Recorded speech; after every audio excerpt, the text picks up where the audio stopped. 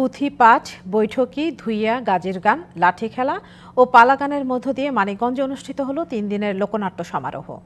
জেলা প্রশাসনের সহায়তায় ও জেলা শিল্পকলার ব্যবস্থাপনায় এই অনুষ্ঠানের আয়োজন করে নাট্যকলা ও চলচ্চিত্র বিভাগ। নানা বয়সী সংস্কৃতি প্রেমীদের অংশগ্রহণে পুরো গ্রাম জুড়ে ছিল উৎসবের আমেজ। মানিকগঞ্জ সদর উপজেলার হাটিপাড়া বহুমুখী উচ্চ বিদ্যালয় মাঠে অনুষ্ঠিত হয়ে গেল 3 দিনব্যাপী লোকনাট্য সমারোহ।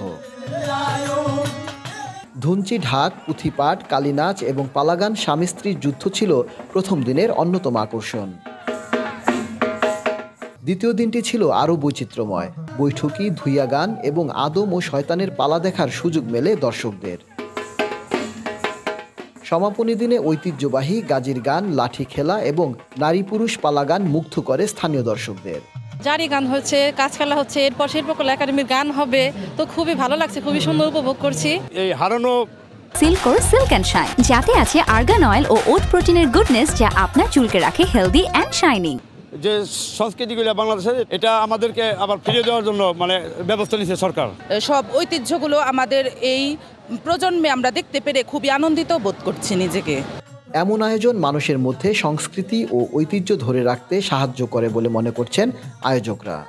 লোকায়িত যে ধারাগুলো রয়েছে সংস্কৃতির, সেগুলোকে তুলে ধরাই হচ্ছে আমাদের এই প্রয়াস।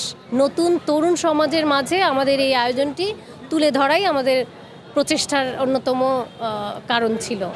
লোকনাট্য সমারোহ ছিল মানিকগঞ্জের সাংস্কৃতিক ঐতিহ্যের এক স্মরণীয় প্রদর্শনী, যা লোকজ শিল্প ও সংস্কৃতির প্রতি ভালোবাসা ও সম্মান জাগিয়ে রাখবে বলে আশা স্থানীয়দের। Ashraful Alam Liton, DBC news, Manikganj.